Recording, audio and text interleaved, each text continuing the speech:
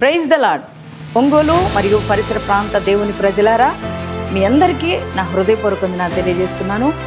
ప్రతి నెల 4వ మంగళవారం ఒంగోలు పట్టణంలో పరిశుద్ధాత్మ తైలాభిషేక మహోత్సవం జరగడం మీ అందరికీ తెలుసండి. మరి ఈ నెల అనగా సెప్టెంబర్ 23వ తారీఖు ఉదయకాలం 9 గంటలకు మరలా అంబేద్కర్ భవన్లో ఈ యొక్క పరిశుద్ధాత్మ తైలాభిషేక మహోత్సవం జరగబోతుంది. ఈ ఆరాధనలో పరిశుద్ధాత్మ దేవుడే కదలబోతున్నారు. శక్తివంతమైన ఆరాధన ప్రజలందరూ చేయబోతున్నారు.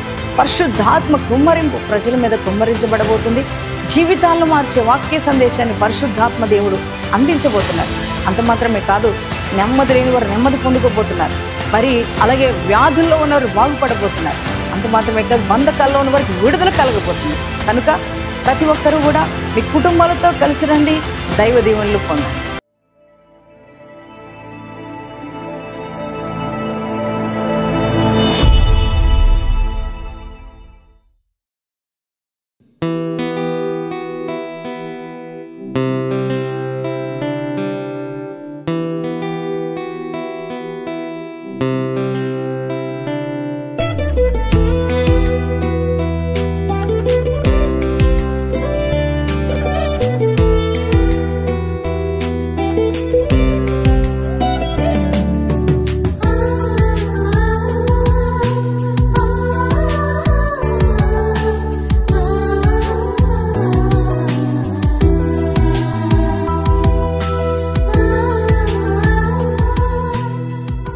Praise the Lord. యేసుతో ప్రతిదినం అనే ఆధ్యాత్మిక కార్యక్రమానికి మిమ్మల్ని అందరినీ ప్రేమతో ఆహ్వానిస్తూ మీ అందరికీ నా హృదయపూర్వక వందనాలు తెలియజేస్తున్నాను. దేవుని పిల్లలారా, మరి ప్రతి ఉదయం దేవుని యొక్క వాగ్దానాల ద్వారా మనం ఎంతగానో దీవించబడుతున్నాం కదా. మరి ఈ దినం కూడా దేవుడు శ్రేష్టమైన వాగ్దానం మన కొరకు ఇచ్చున్నారు. ఆ వాగ్దానం ఏమిటో చదువుకుందాం. కీర్తనల గ్రంథము 50వ అధ్యాయము 15వ వచనాన్ని చదువుకుందాం. ఆపత్కాలమున నీవు నన్ను గూర్చి మొర్రపెట్టుము, నేను నిన్ను విడిపించెదను, నీవు నన్ను మహిమపరిచెదవు. ప్రైజ్ ద లార్డ్ అండి. ఎంత చక్కటి శ్రేష్టమైన మాట ప్రభువు మనకు ఈ వాగ్దానంగా ఇస్తున్నారు. ఆయన అంటున్నారు కదా, నీ ప్రతి పరిస్థితి నుంచి నేను విడిపిస్తా. ఎంత గొప్ప దేవుడు కదా. ఆయన అంటున్నారు, ప్రతి పరిస్థితి నుంచి నేను విడిపిస్తా. కుటుంబ సమస్యల, ఆర్థిక ఇబ్బందుల, అనారోగ్య సమస్యల, వ్యాధి బాధల అన్నిటి నుంచి నేను విడిపిస్తా. కానీ నువ్వు నాకు మొర్రపెట్టు. నువ్వు నాకు మొర్ర పెట్టినట్లయితే నేను నిన్ను విడిపిస్తాను, మళ్ళీ నీవు నన్ను మహిమపరుస్తావు అని దేవుడు చెప్తున్నారు. దేవుని పిల్లలారా, ఈ వాగ్దానం వింటున్నా, మరి ఈ వాగ్దానం చూస్తున్నా మీరు మరి ఎటువంటి పరిస్థితుల్లో ఉన్నారు? ఆర్థికపరమైన ఇబ్బందులు, మరి అప్పు బాధలు, అలాగే అనారోగ్య పరిస్థితులు, వ్యాధుల్లో మరి మీరు బాధపడుతున్నారా?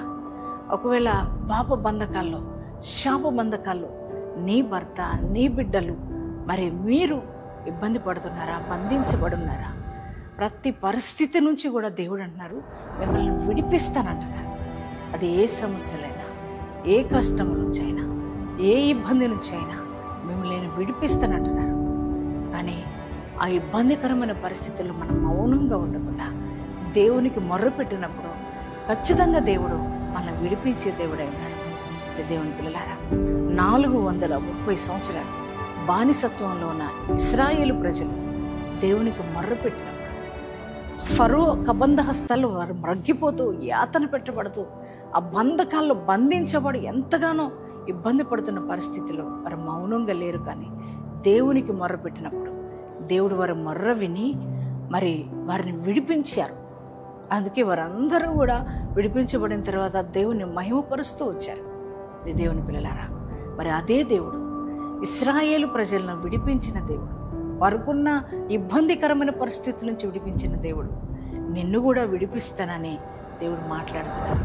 వారు మొర్రపెట్టినట్లు నీవు కూడా నువ్వున్న కష్ట సమయాల్లో, ఇబ్బందికరమైన పరిస్థితుల్లో, ఆర్థిక ఇబ్బందుల్లో, అనారోగ్య పరిస్థితుల్లో, కుటుంబ సమస్యలు, ఏ సమస్యల్లోనైనా నువ్వు దేవునికి మొర్ర పెట్టగలిగినట్లయితే ఖచ్చితంగా దేవుడు నిన్ను విడిపిస్తానని ప్రభు చెప్తున్నాడు. నీ దేవుడు ఎవరో తెలుసా? నేను ప్రతి ప్రతికూలత నుంచి విడిపించేది, ప్రతి బంధకాల నుంచి విడిపించేది. మరి అట్టే దేవుని మనం కలిగి ఉన్నాం కనుక దేవుని పిల్లలారా, ఆయన సన్నిధానంలో ప్రార్థన చేయండి. ఆయనకు మొర్ర పెట్టండి. ఖచ్చితంగా మిమ్మల్ని ఆయన విడిపిస్తాను అని అంటున్నాడు. విడిపించి మిమ్మల్ని ఆయన ఆశీర్వదించి దీవించబోతున్నారు. మరి దేవుని మీరు కూడా మహిమపరచబోతున్నారు. కనుక ఈ వాగ్దానాన్ని విశ్వాసంతో స్వీకరించండి. నమ్మకంతో మీరు స్వీకరించినట్లయితే ఖచ్చితంగా దేవుడు ఈ వాగ్దానాన్ని మీ జీవితంలో నెరవేర్చబోతున్నారు. మరి అట్టి కృప దేవుడు మీ అందరికీ అనుగ్రహించును గాక. అందరం కలిసి ప్రార్థన చేసుకుందామా? Thank you father. పరిశుద్ధుడా, మహోన్నతుడానికి వందనాలు, స్తోత్రాలు ప్రభా. ఈ ఉదయకాలం మీరు ఇచ్చిన వాగ్దానాన్ని బట్టి నీకు వందనాలు. ఎంతమంది ఈ వాగ్దానం విన్నారో ప్రభా, ఈ యొక్క వాగ్దానం వారి జీవితాల్లో మీరు నెరవేర్చండి. ఏ ఆపత్కాలంలో ఉన్నారో ప్రభా, ఎటువంటి అప్పు బాధలు, అనారోగ్య పరిస్థితుల్లో, వ్యాధుల్లో, శోధనలో, బాధలో అయ్యా నాయన రక్షణ లేని భర్త ద్వారా బాధించబడుతూ నాయన ఎంతగానో ప్రభా అయ్యా నలిగిపోతున్నారేమో ప్రభా.